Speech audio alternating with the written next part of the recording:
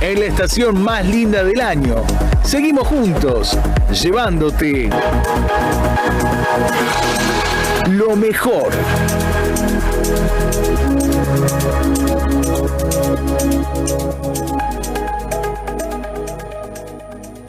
La careta política. Carlos Castro Espinosa. Por Radio Alas te informarán sobre los temas que el resto de los medios hacen silencio de radio.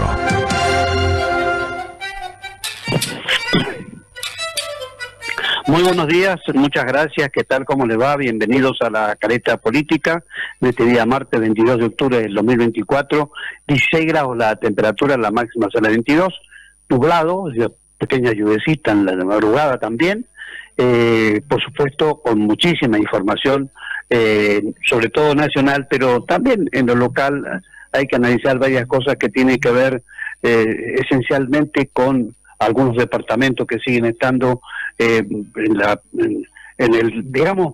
un ámbito donde ya prácticamente la política no tiene nada que ver, pero básicamente sí tuvo que ver, y en este caso particular lo tuvo el departamento de Ancaco. Nosotros ahora nos vamos a analizar y vamos a saludarlo primero al doctor Marcelo Arencibia. Doctor, buen día, ¿cómo va?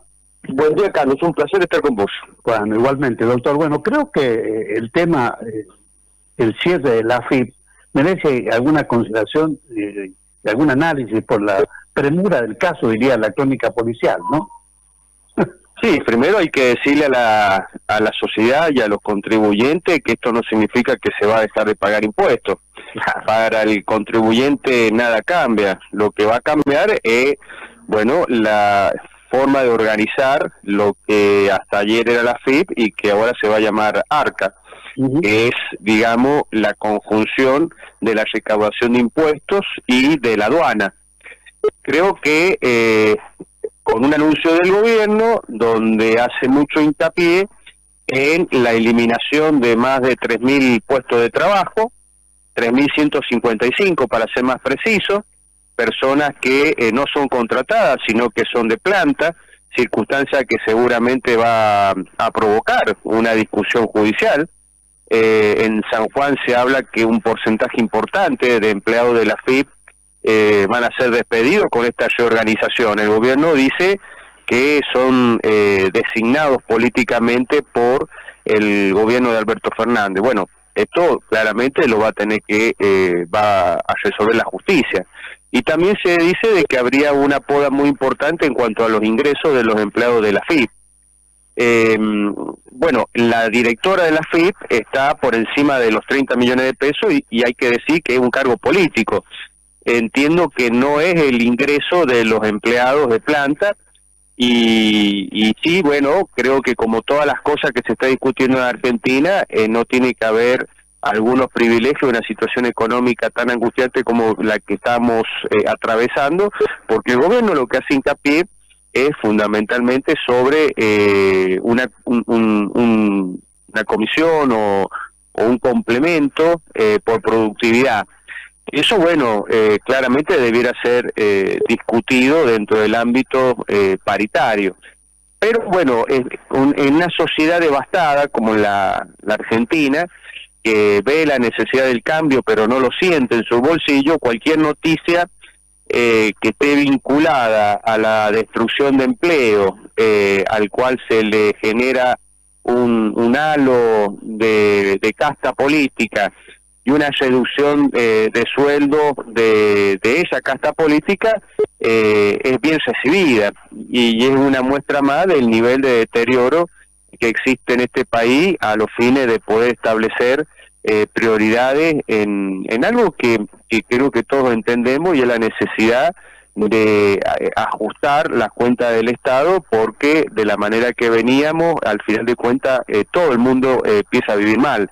La cuestión es si este tipo de medidas van a estar o no relacionadas a un mejor servicio, a terminar con privilegios, o lo que muchos intuimos con preocupación es la utilización de la AFIP para fines que no son la de la recaudación. ¿Y por qué digo esto? Porque lo que preocupa de sobremanera son las personas que han sido designadas para cubrir el área tributaria y aduanera. Son 2 personas que tienen una fuerte vinculación con los servicios secretos, cuyo paso por la administración pública en gobiernos anteriores, fundamentalmente el de Néstor y de Cristina Fernández de Kirchner, como es el caso del que va a estar a cargo de la agencia tributaria, que fue conocido públicamente cuando encabezó un operativo de represalia contra el Grupo Clarín, que era en realidad un operativo en contra de la libertad de prensa y de expresión, cosa que estamos viendo en Argentina hoy día. De hecho, a la par que se anunciaba el cambio de la FIP por el ARCA, se anunciaba que se imponía el impuesto al valor agregado a los medios de comunicación, tanto de papel como los digitales. Un gobierno que tiene un enfrentamiento no buscado, sino que por los medios, porque los medios hacen su trabajo de investigar, de criticar, de cuestionar, sino un gobierno que ha tomado a la prensa y a los periodistas como sus enemigos. De hecho, el día domingo, de una manera realmente muy, muy preocupante, el presidente, como hace casi todos los días, se dirigió a un periodista de TN de una manera que ya empieza a preocupar. Lo que un periodista anoche en televisión hablaba de una economía de mercado con una política autoritaria. La cuestión es esta, todo lo que significa racionalizar está bien, pero lo que significa actitudes de venganza, por ejemplo, ¿quién puede salir a defender a Chiqui Tapia más allá del Campeonato Mundial de Qatar? Sabemos de los tejes y manejes que hay en el fútbol argentino, pero claramente hay una actitud de persecución y de venganza del Estado hacia ciertas organizaciones, sea la prensa, sea la AFA, sea aquellos sectores políticos, económicos o sociales que no se alinean al gobierno nacional, que son objeto de una represión que empieza ya a preocupar por el nivel de autoritarismo. Esto no tiene absolutamente nada que ver con una idea liberal de la política ni de la economía. Claro, pero deteniéndonos un poquito el cierre de la FIP y digamos la indemnización, habrá que ver cómo sigue esta historia, porque Telam, por ejemplo, que se hizo con bombo y platillo, muchas cosas, sigue funcionando perfectamente. Es más, está para contratar publicidad a los medios.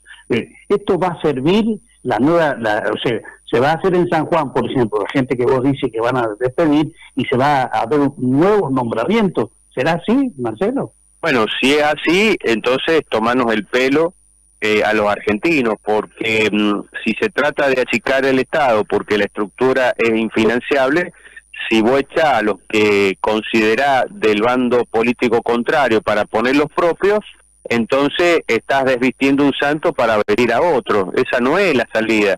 Acá lo que tiene que haber es mucha conversación para decir, bueno, ¿dónde el Estado tiene que hacer un ajuste con el menor costo social posible? Porque estamos hablando, bueno, de 3.155 personas que van a ser echadas y que atrás de ellos hay una historia, hay una familia, hay deuda, hay aspiraciones.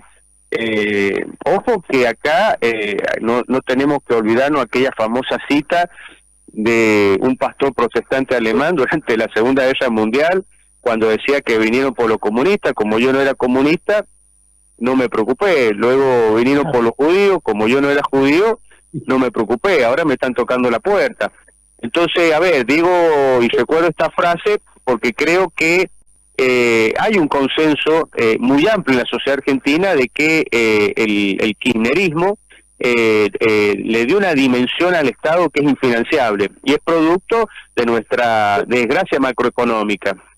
Ahora, el Estado tiene que existir, la agencia que recauda impuestos tiene que existir, no está en la dirección de eliminar impuestos esta modificación de la FIP.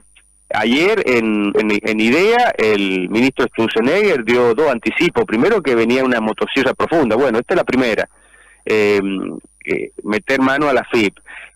Y también les dijo a los empresarios de que se olviden de bajar impuestos. Entonces este gobierno, que dice que los impuestos es un robo del Estado a los ciudadanos, bueno, no es que vaya a cerrar la FIP y que la gente no va a pagar impuestos, no. De hecho, ayer mismo hubo un anuncio de aumentar impuestos, que es ponerle el IVA a los medios de comunicación, que ojo, ese es un tema muy delicado porque hay maneras muy sutiles de apretar o censurar a los medios de comunicación. No es solamente con censurar publicaciones antes que aparezcan o meter preso a periodistas o clausurar medios de comunicación, como se puede ver en Venezuela, en Nicaragua o en otras dictaduras de la urbe. También hay maneras sutiles, como por ejemplo denunciar judicialmente a los periodistas o a los medios de comunicación, poner cargas impositivas de modo tal de tornar a los medios como insostenibles desde el punto de vista económico, y el presidente personalmente él ha manifestado, el 85% de los periodistas para él mienten, entonces bueno, salen estas medidas y no nos queda otra que interpretar si no son actos de represalia. Por ejemplo, con el tema de la AFA es un caso muy claro. Pararon la intervención porque se dieron cuenta de que la FIFA tiene un código bastante complicado, por no decir exento de las reglas del derecho internacional, de que si se interviene la AFA por parte del Estado Nacional, la FIFA saca a la Argentina de los campeonatos internacionales. Y yo creo que si eso llega a ocurrir en este país, la gente no se la va a perdonar nunca a Milei. Pero entonces va por otro lado, sacando exenciones impositivas, auditando, y eso, a ver, no es que en sí está mal, está bien, todos tienen que estar auditados. Ahora, cuando vos haces eso, no como una regla general, no como una política estándar para todo, sea para la AFA o sea para la Asociación de Básquet, de Vóley, de Hockey sobre patines, lo haces sobre un grupo o una asociación determinada porque con esta te lleva mal, bueno, eso se llama persecución, y eso lo hacían habitualmente. Persona o institución que hablaba mal del gobierno nacional, tenemos que recordarnos, claro. Mandaban la FIP, mandaban o creaban barreras impositivas o barreras arancelarias para proteger al grupo de amigos. No solamente se castiga, sino también se premia. Entonces, bueno, me parece que este gobierno está tomando un cariz autoritario y liberal por oposición a lo liberal, que empieza a preocupar. En el caso de la decisión de la reorganización de la FIP, seguramente, a ver, es lógico y entendible que los 3.155 empleados que son de planta no son contratados, no es que se le termine el contrato y no se les renueve, sino gente que tiene una estabilidad laboral, va a hacer juicio. Y hay que ver cuánto le sale a la Argentina eso. Habrá que ver si esta medida está bien estudiada, si esto no va a afectar la recaudación tributaria en un país que tiene más del 50% de la economía en negro. Vos fijate los datos, si Argentina lograra cobrar o seducir la economía en negro, que hoy es superior al 50%, la reduciría un 20% más. Bueno, muchas de las cosas que vemos como ajuste, universidades, jubilados, provincia, obra pública, no sería necesario. No sería necesario porque hay una evasión tributaria fenomenal, escandalosa, histórica. Bueno, si vos debilitas al organismo que tiene por misión cobrar impuestos y evitar la evasión o la elusión tributaria, bueno, esperemos que ese porcentaje de la economía en negro no se termine acrecentando y se termine castigando a los contribuyentes con nuevos y mayores impuestos. Tocaste, Marcelo, justamente el vocabulario poco académico del presidente en muchas de las críticas que le hace a dirigentes políticos, a periodistas, etcétera, etcétera. Básicamente a Cristina también y al kirchnerismo. Después lo convierten en metáfora y demás, pero bien lo marcaba también Carlos Paña anoche en su editorial, ¿no? De la forma muy desconsiderada, pero además propio de una persona que no merece ser la figura presidencial, justamente, ¿no? Bueno, algunas consideraciones. A ver, Milei y Cristina es una pareja perfecta. Ellos se repotencian insultándose uno al otro y polarizando y tomando la centralidad del debate político en Argentina, que no es debate, sino que es una cloaca directamente. En segundo lugar, Milei, como lo hacía Cristina, o en su oportunidad Néstor, con esa violencia verbal incita hacia abajo a otro tipo de violencia, que ya se está viendo, con mucha preocupación, porque este ajuste está generando un conflicto social, donde pareciera que los tiempos indican que para hacer política hay que ser provocador, hay que ser insolente, grosero y violento. Y eso, si uno lee a algunos autores que han puesto mucha atención en la historia, para que no se repita, como por ejemplo Humberto Eco, y las 14 claves para saber si una persona es o no es fascista. Bueno, una de las claves para darse cuenta es el tono violento, tanto simbólico y de lenguaje que utilizan los políticos, fundamentalmente para denigrar y deshumanizar al adversario, o desear la muerte.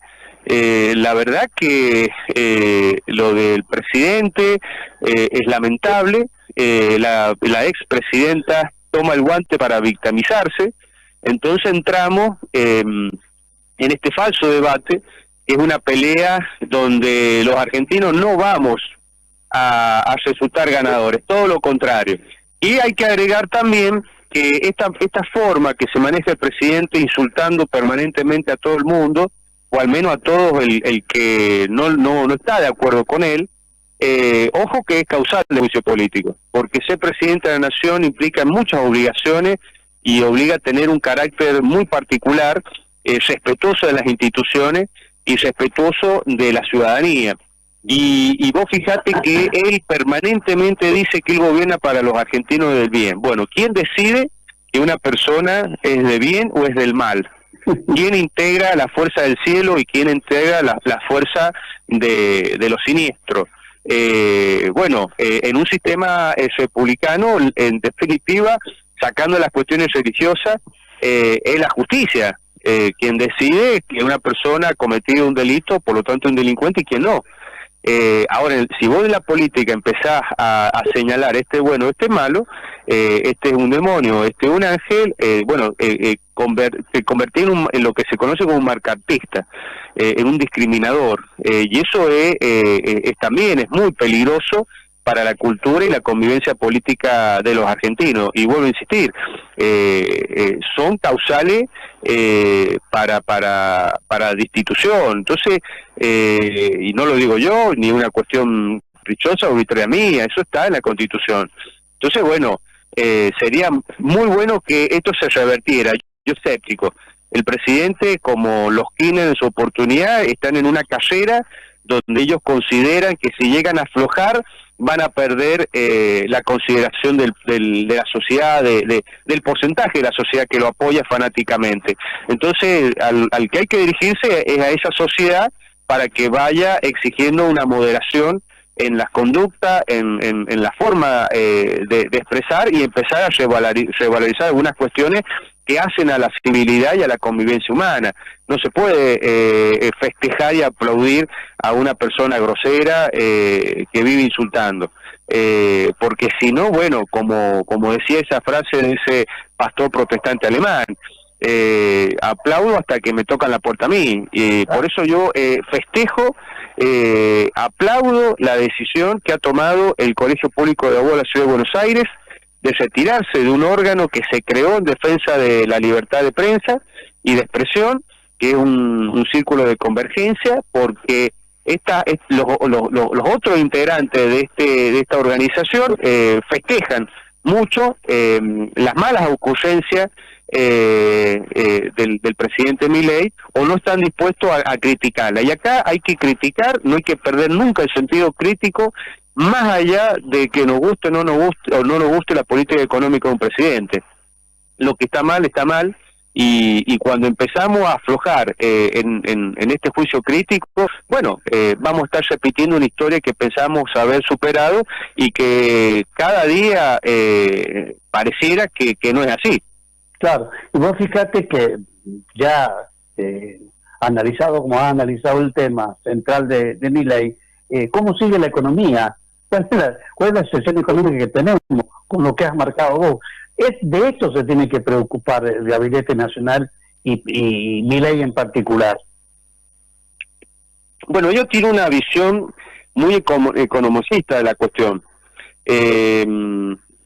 Hoy por hoy los mercados están festejando algunos resultados económicos, pero bueno, los mercados ven la ganancia rápida en países emergentes o en crisis como la Argentina, pero eso no significa de que estemos bien desde el punto de vista institucional o que la sociedad que está padeciendo el ajuste, más allá de que advierte que la inflación baja pero los servicios suben,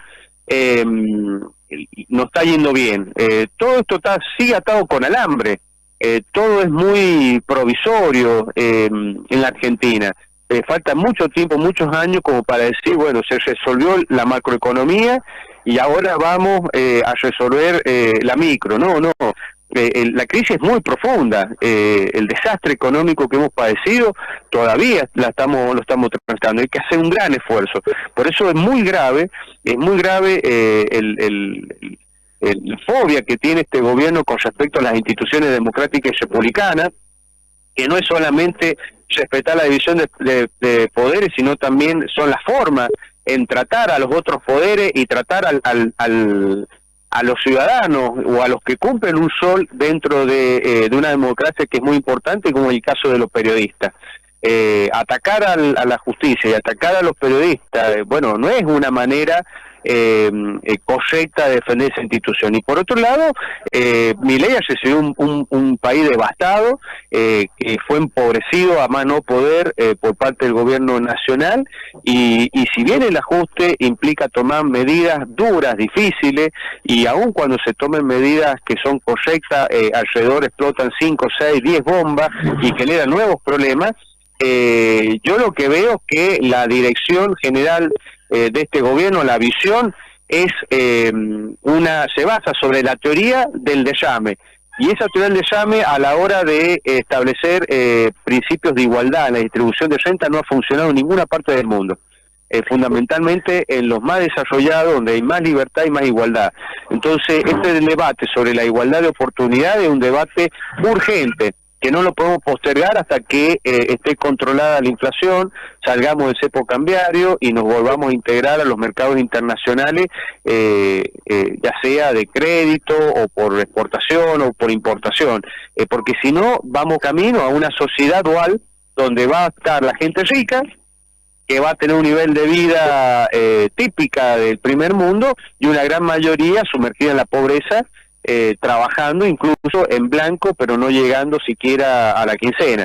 Entonces, bueno, toda esta cuestión hay que debatirla, y un presidente no permite ese debate, porque inmediatamente o se sale a insultar o utiliza la CIDE, y ahora posiblemente también el ARTA, como le van a poner, para perseguir a los disidentes. Leí ayer un artículo que recordaba una frase de un revolucionario de la Revolución Francesa del siglo XVIII, para caracterizarlo a Robespierre, que el gran, digamos, censor, el gran purista de la Revolución Francesa, que no sabía distinguir el disidente del enemigo.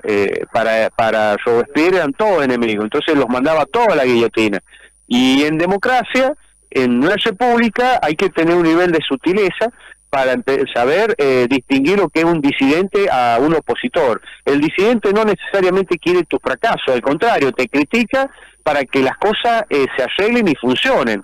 El opositor tiene una visión distinta de los rumbos políticos económicos, que es absolutamente respetable y que pondrá a consideración del electorado cuando haya una elección. Pero si vos al mero disidente, llámese un Pichetto, llámese un López Murphy, un Bonelli, un Cavallo, con los cuales uno puede o no compartir mucho pocas cosas, y los trata como si fueran enemigos, monstruos, o los deshumaniza tratándolo de estiércol o de basura, y bueno, estamos en problemas. Es imposible resolver el drama argentino con una personalidad que no está equilibrada, como en el caso del presidente. Y ojo, no es porque sea una cuestión de que él tenga un problema de equilibrio emocional en particular, es un sistema que está estudiado y que está puesto en práctica a nivel mundial en las democracias, porque se está convencido de que uno se gana elecciones y se mantiene en el poder a medida que socava los cimientos de la democracia y utilice para sí la ira de la gente en su favor y en contra de lo que él considera desde el opositor a la mera disidencia.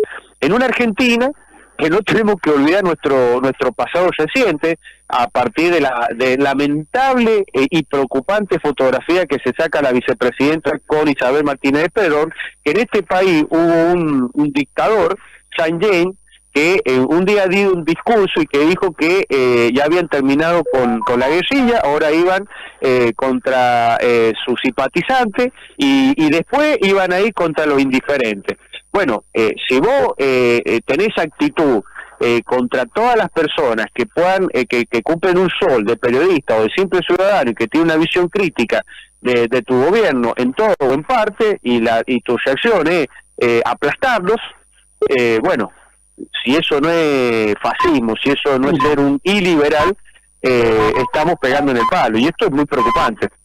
Claro que sí. Y bueno, los observadores políticos en general en Buenos Aires están diciendo que toda esta maniobra de uno y otro tiene que ver con un proyecto que todavía no se cristaliza, pero está en la puerta. Cuando haya quórum, lo van a hacer, o cuando esté dadas las condiciones parlamentarias, y tiene que ver con la designación de Ariel Lijo y Mansilla. Creo que esta va a ser la tortilla del postre en esto que estamos diciendo, la interna del PJ también, que es otra farsa, ¿no? Sí, obviamente la interna del PJ es una carrera hacia adelante de Cristina Fernández de Kirchner y su lucha por mantener su libertad personal. Yo creo que con 70 años seguramente, si la condena es confirmada, luego por la Cámara de Casación y finalmente por la Corte y las demás causas penales que vienen atrás, va a tener una prisión domiciliaria, pero va a ser una condena y la va a cumplir en los términos que establece el Código Penal y las leyes reglamentarias, pero nadie le va a quitar el San Benito de un juicio que el propio sistema republicano le está llevando y le va a llevar adelante y poner a Cristina en el lugar que corresponde, como una persona que ha cometido delitos y que le ha hecho mucho daño a la Argentina. Por eso ella ahora busca desesperadamente un cobijo, una guarida, y va a ser el PJ.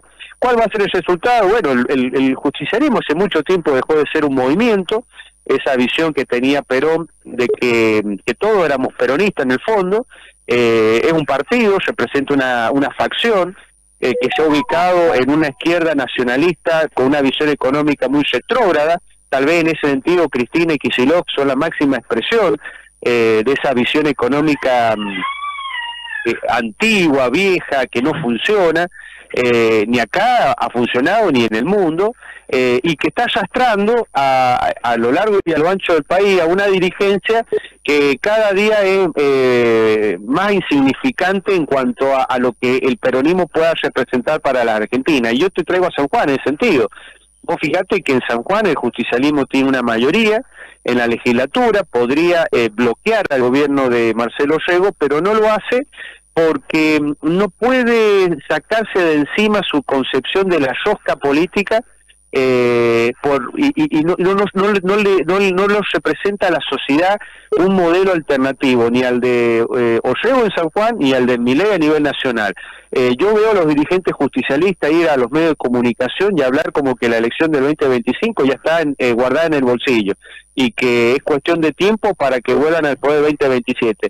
Y me da la sensación de que ellos representan ya una minoría en la Argentina, en San Juan, que no han hecho la autocrítica del daño que le han hecho a la Argentina y a la provincia de San Juan, que no son capaces de hacer una renovación. Por lo tanto, tanto Cristina a nivel nacional como Giorgia Uñac a nivel provincial son dos tapones que impiden el debate y el resurgimiento de nuevo liderazgo. En San Juan ya se hizo, y no vos ves en la legislatura discursos encendidos en contra de los proyectos que manda el Ejecutivo Provincial, pero terminan votándolo, ya sea haciendo parar a algunos diputados para ausentarse o mandando a algunos diputados a votar con el oficialismo.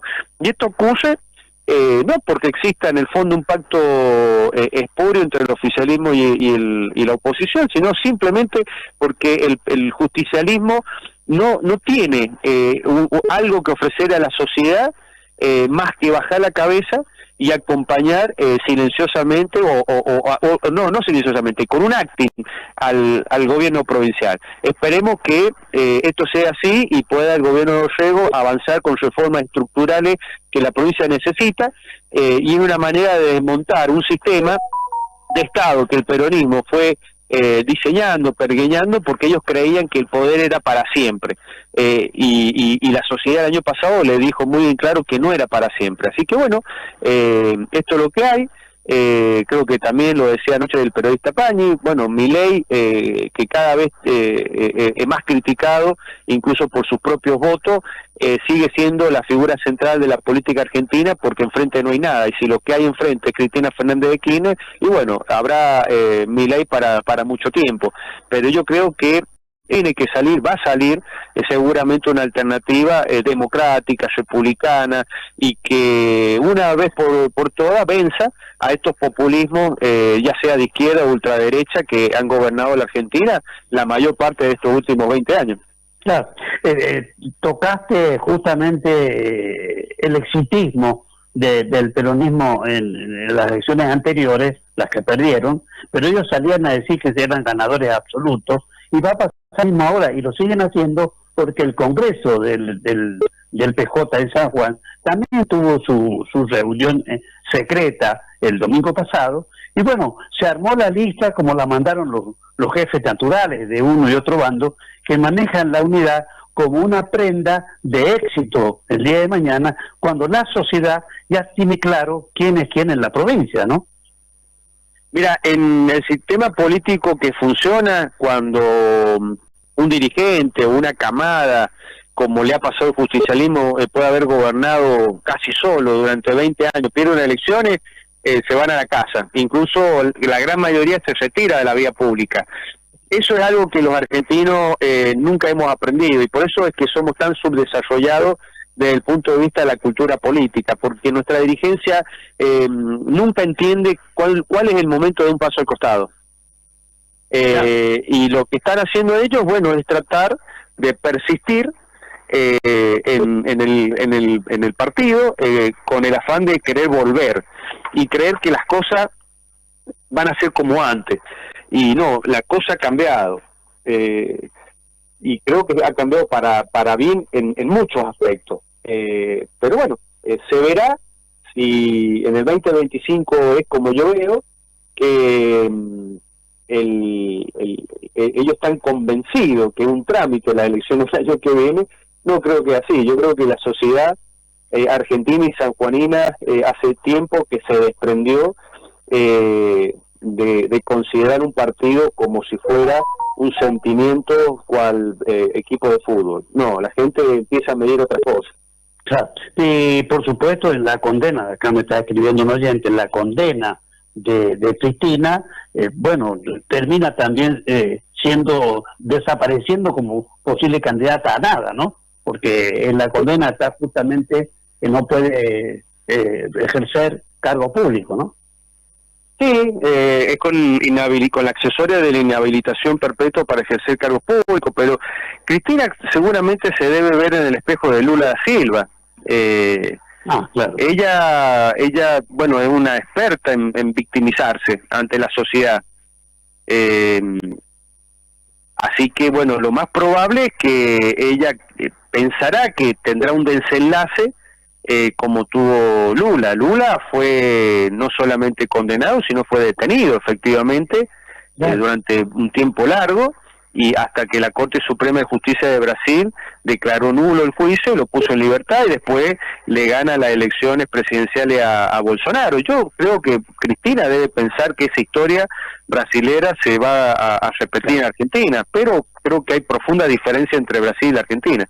Claro, sería la más allá de que en todo el mundo democrático avanza un clima antisistema, antiderechos, pero bueno, no, yo no veo que Cristina repita la historia de Lula en Argentina. Sería lamentable. Gracias, Marcelo, por estos minutos. No, por favor, muchas gracias a usted. Bueno, ahí estaba con nosotros en la careta política Marcelo Arancibia. Nosotros vamos a hacer una breve pausa, 8 de la mañana, 40 minutos. La temperatura lo más actualizada posible para que usted, cuando salga, tome las medidas del caso. Bueno, 16 grados, la máxima 22, y en los próximos 5 días vamos a tener, por ejemplo, mañana 26, jueves 31 grados, viernes 21, o sea, estos son los datos que da el Servicio Meteorológico Nacional. Pausa, ya venimos. Adelante, Tony Garay, desde Estudios Centrales de Radio Alas.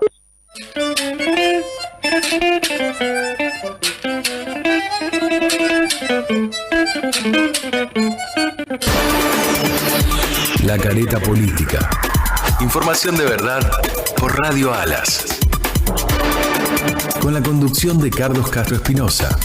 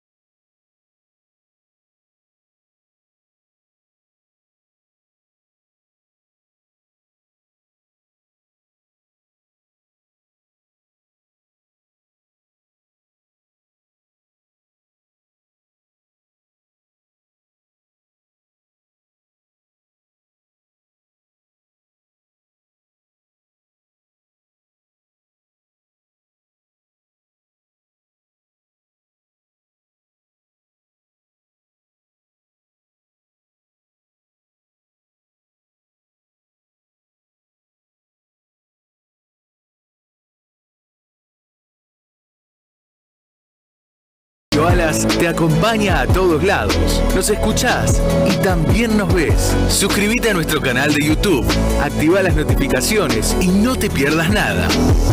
Encontranos como Radio Alas FM 101.7.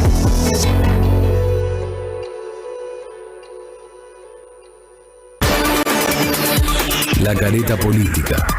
Información de verdad por Radio Alas. Con la conducción de Carlos Castro Espinosa.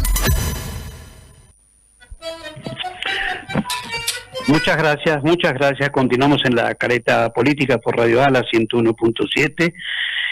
Quien te ve por streaming, también por su canal de YouTube y al mundo por internet. Habíamos,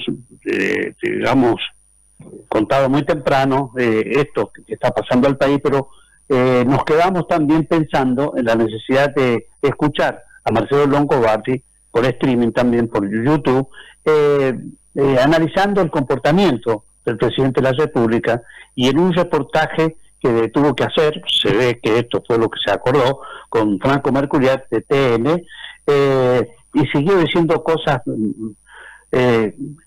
más que nada desprestigiando al periodismo en estas circunstancias, como lo hace habitualmente Milei, y lo comentaba también recién Marcelo Arancibia. Así que me gustaría compartir con nuestra audiencia el análisis, la reflexión, el punto de vista que tiene Marcelo Longobardi acerca de este último episodio.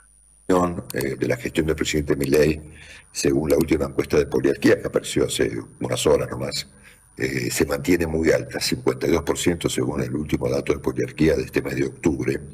Al mismo tiempo que ocurre esto, es decir, la mejora en la economía, aparentemente, y la altísima ponderación que aún mantiene el presidente Milei, por cierto, al mismo tiempo se profundiza una cierta descomposición de la atmósfera política en la Argentina. Insultos, agravios, acusaciones, cierta violencia. Y las relaciones entre los principales actores, que vienen a ser dos, esto es, el presidente Milei y la señora de Kirchner, parecen estar reguladas por la doble vara, ¿no? Que es, en el fondo, un formato de la inmoralidad, ¿no es cierto? Y ni hablar del caso de la vicepresidenta Victoria Villarruel, cuya imagen positiva, no aprobación del gobierno, su imagen positiva es la más alta del país, ¿no? 46%, por encima de Patricia Bullrich y por encima del presidente Milei. Vamos por partes para examinar esto que acabo de presentarle. Primero, el presidente ofreció anoche, Javier Milei, un reportaje en el canal TN. Él por lo general los da al canal La Nación Más, pero esta vuelta se lo dio a TN. Y se lo realizó el periodista que se llama Franco Mercuriani. El presidente dijo allí cosas raras. Por ejemplo, dijo que en un momento dijo al final del reportaje que él aspiraba a que Argentina tenga una justicia independiente, pero que el Senado se lo bloquea. Yo no sé si se refería al caso del juez Ariel Lijo, que está postulado para la Corte por el presidente Milei, y si eso es lo que Milei entiende por justicia transparente e independiente. Misterio, ¿cierto? Luego calificó al senador Miguel Ángel Pichetto, que había hecho una crítica nada, había dicho que algo así como que los vetos que el presidente obtenía en el Congreso, que obtuvo 2 con éxito, finalmente lo iban a terminar perjudicando. Un comentario menor, ¿no es cierto? Por eso significó que el presidente lo calificara de repugnante, rastrero y miserable. Un lindo modo de convivir, ¿no es cierto? Por supuesto, luego se ocupó de la prensa. En este caso le tocó a nuestro colega Marcelo Bonelli. Bonelli había hecho un comentario respecto del ministro, del entonces ministro de Salud, Mario Russo, que fue hace poco tiempo. Y el presidente consideró que ese comentario de Bonelli afectaba la reputación y el currículum del ministro Russo. Bonelli había vinculado con alguna fuente, presumo que él habrá tenido, aquí el comentario del Papa respecto de un ministro que pidió coima con el caso de Russo, ¿no es cierto? Y el presidente englobó ahí a todo el mundo y dijo cualquier cosa, tanto de Bonelli como del resto del periodismo argentino, ¿no es cierto? En todo caso, el presidente Milei dice de los demás cosas muy peores que las que eventualmente Bonelli dijo sobre el entonces ministro ruso. Luego el presidente declaró en este reportaje que en la Argentina se habían triplicado las jubilaciones en dólares, ¿no? Hace poco tiempo había dicho que se habían duplicado, pero se ve que en pocos días pasamos de duplicar las jubilaciones a triplicarlas, ¿no es cierto? Y claro, Mercuriani trató de decirle, mire, también subieron los precios en dólares, cosa que el presidente, por supuesto, refutó, ¿no? Pero convengamos en que el presidente está creído que los jubilados están bomba, ¿no? Y que las jubilaciones han crecido en dólares al triple, ¿no es cierto? Y finalmente formuló un comentario muy raro. Yo no soy economista, pero entiendo de cosas raras, ¿no es cierto?, respecto a la cuestión del PBI argentino. El gobierno difundió el reportaje de Franco Mercuriani de TN en un comunicado oficial, ¿no? Una especie de transcripción completa del reportaje, y en un momento del mismo el presidente dice, esto es insólito, que el riesgo país, que era de 3.000 puntos, con ese riesgo país Argentina tiene un PBI de 400.000 millones de dólares. Pero con el riesgo país abajo de los 1.100, el PBI es de 600.000 millones de dólares. Es decir, esta política irresponsable del déficit fiscal, ahí tiene razón, de gastar irresponsablemente, nos ha hecho perder un tercio del PBI. O nosotros le hicimos ganar a los argentinos un 50% del PBI adicional. Quiere decir que el presidente entiende que Argentina este año ha tenido una mejora en su Producto Bruto nada menos que de 200.000 millones de dólares, o sea, de 400.000 a 600.000, un 50%, ¿no?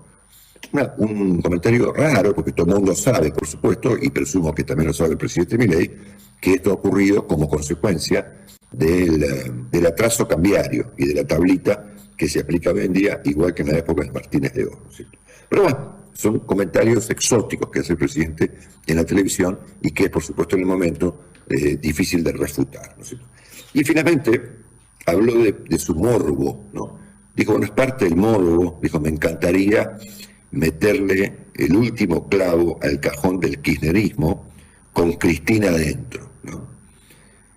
Bueno, es un comentario raro también, de modo que es un comentario muy raro y de muy mal gusto ni idea, cuando festejó la muerte de Ginés González García e hizo que la audiencia aplaudiera la muerte de un tipo. Obviamente, a ver, el papel de González García fue triste en Argentina, fue lastimoso, ¿no? Fue dramático, si se quiere, obturó el tema de las vacunas, el vacunatorio Víctor, pero de ahí a aplaudir una muerte, yo francamente no lo había visto nunca, ¿no es cierto? Bueno, frente a esto, hubo una reacción de Cristina Kirchner, tanto del kirchnerismo de ayer como de ella de esta mañana, dijo, así que ahora me querés matar, ¿no es cierto? Y aquí es donde aplica, por supuesto, el tema de la doble vara, ¿no es cierto? Porque Cristina Kirchner se espanta con los dichos espantosos de Milei, pero entonces, claro, los dos actores principales de la vida política argentina de hoy, que se han polarizado, Cristina Kirchner y el presidente Milei, se acusan mutuamente de lo mismo, ¿no? De agraviar, de insultar, de perseguir, ¿no? Una cosa realmente muy deplorable. Siendo que, además, y esto me parece muy importante, que la política se ha vuelto a organizar en Argentina alrededor del presidente Milei y del expresidente Cristina Kirchner, los inversores deben estar encantados, ¿no? Con esa posibilidad, con este orden que ha adquirido nuevamente, este modo de organizarse ha adquirido la política argentina, ¿no es cierto? Bueno, habló sobre estas cosas ayer domingo el escritor y politólogo Giuliano da Empoli, que es un tipo muy piola, es suizo-italiano, escribió un par de libros brillantes, El mago del Kremlin, Los ingenieros del caos, y dijo que Milei se lo entiende con un criterio moderno. ¿Qué es Milei? Es ira más algoritmo, ¿no? Es una ira que existe en la sociedad, que no crean estas figuras como Milei o Cristina, pero sobre todo la trabajan, le dan poder y la utilizan, ¿no? Y es un poco lo que estamos, ¿no? En el manejo de la ira, ¿no es cierto? como parte central de la vida política de los países, igual que Trump, ¿no es cierto? Bueno, veamos el caso extravagante directamente de la vicepresidenta Victoria Villarroel. El 17 de octubre pasado, que es el Día de la Lealtad, el anacrónico Día de la Lealtad peronista, la señora Villarroel se mostró una serie de fotos con la expresidenta Isabel Martínez de Perón. Subrayó el papel importantísimo que tuvo su legado. Yo no sé bien cuál es el legado de Isabel Perón, pero bueno, yo imagino o pensé siempre en un legado de sangre, ¿no es cierto? En un legado de corrupción, en un legado de brujería, ¿no es cierto? En un legado de locos, ¿no? Pero bueno, ella ve efectivamente un legado en alguien que según ella la tuvieron proscripta, ¿no es cierto? Y luego inauguró un busto de la señora Isabel Martínez de Perón en el Senado, ¿no es cierto? Pero esta historia de locos se completa con dos observaciones. La primera la hizo el sábado en un artículo brillante de Diario Clarín Miguel Viñaski, que es un gran periodista argentino, el papá de Nico Viñaski, ¿no?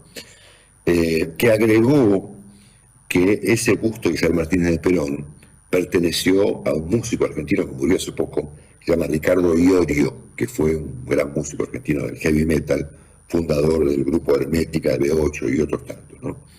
Que aparentemente, según me contó Miguel, lo vi en la radio, en Rivadavia a la mañana, ese busto pertenecía a Ricardo Iorio, cuya figura es también admirada por la vicepresidenta Villarroel, y esto es increíble porque Iorio estuvo siempre acusado de antisemita, de hecho ha escrito canciones diciendo algo así como que es más fácil encontrar un caballo verde que un judío honesto, ¿no es cierto? Y al mismo tiempo se han visto imágenes de este señor Iorio, que se ve que la señora Villarroel lo tiene en una alta ponderación, con figuras tan complejas como el señor Alejandro Biondini, o se lo ha escuchado reivindicando a Mohamed Ali Zaineldin, ¿no es cierto? Entonces, a esta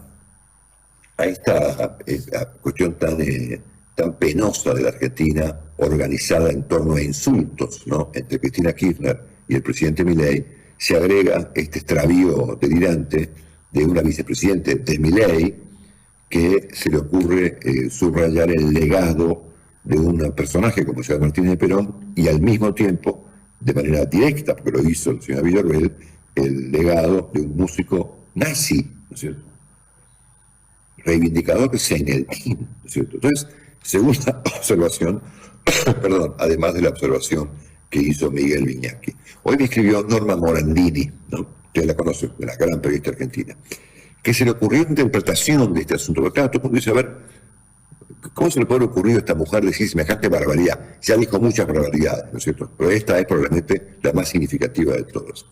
Y según Norma, la reivindicación que hace la vicepresidenta Villarroel, la figura de Isabel Martínez de Perón, es para retrotraer los decretos, que fueron 3 del año 75, los decretos llamados de aniquilación de la subversión de aquel momento, para defender a los militares que participaron de la última dictadura. Me pareció una interpretación muy lúcida y, de hecho, la única interpretación posible, si es que hubiese una, ¿no?, a semejante extravío, ¿no? Vicepresidente como yo y Argentina bien nacida, dijo la vicepresidenta actual respecto de Isabel Martínez de Perón. Bueno, a este espectáculo bastante insólito, raro y complejo, se le agrega el ultimátum que el presidente Milei le dio a los diplomáticos argentinos, sobre todo de carrera, para que sigan efectivamente la línea que el presidente marcó en su último discurso en la ONU, ¿no? Que no lo tengo acá a mano, pero lo voy a recordar, ¿no?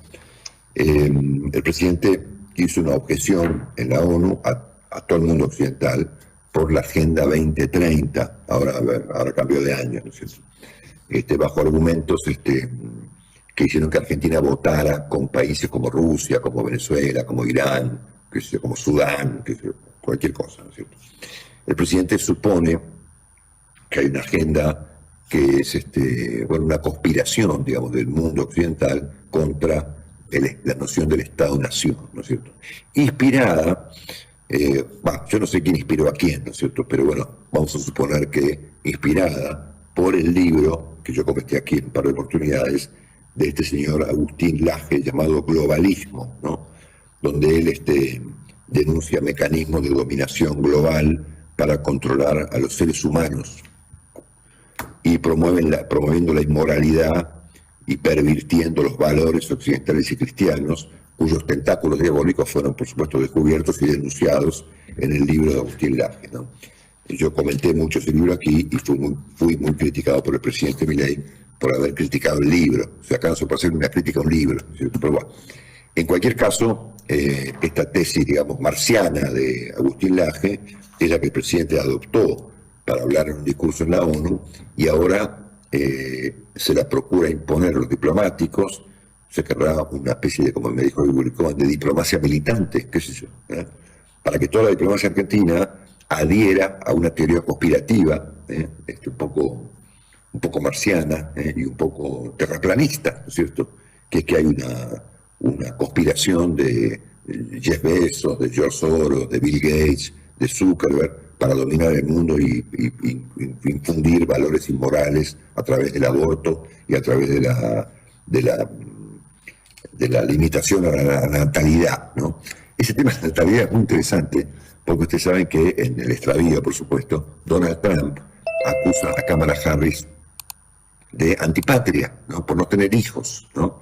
Y Vladimir Putin, mirá vos, acaba de promover en la Duma, en el Congreso ruso, una ley casi poco menos para obligar a los rusos a tener hijos, bajo el argumento de que si no tenés un hijo, sos una antipatria, ¿no?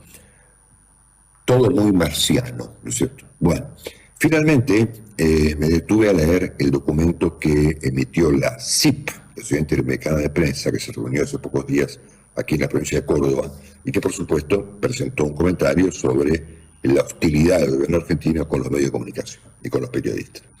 Y habló de hordas digitales. Bueno, sí, hay hordas digitales, pero desde hace un tiempo a esta parte no hay solamente hordas digitales, hay hordas no digitales. El presidente encabeza una horda de gente que insulta todo el tiempo. Y de hecho, en la televisión argentina, en canales importantes, empieza a reproducirse el formato que vimos en la época del kirchnerismo, de 678, me pasó a mí en los últimos días, ¿sí? Te pasan un video y aparece un monigote del gobierno agraviándote, ¿no es cierto? Igual que en 678. Bueno, por eso siempre decimos aquí que los extremos se juntan y que aquellos que vienen a hacer una revolución terminan haciendo lo mismo de aquellos que fueron desalojados, ¿no es cierto? Bueno, nos seguimos mañana. Gracias. Chao, chao. Bueno, ahí estaba Marcelo Longobardi con su comentario fuerte y crítico, sobre todo haciendo foco en el presidente de la Nación. Nos estamos retirando. Esto ha sido todo por hoy. A 16 grados la temperatura. Nos encontramos mañana a las 8 con una nueva edición de La Careta Política. Chao, hasta mañana. Gracias. Esto fue La Careta Política por Radio Alas, con la conducción de Carlos Castro Espinosa. La Careta Política.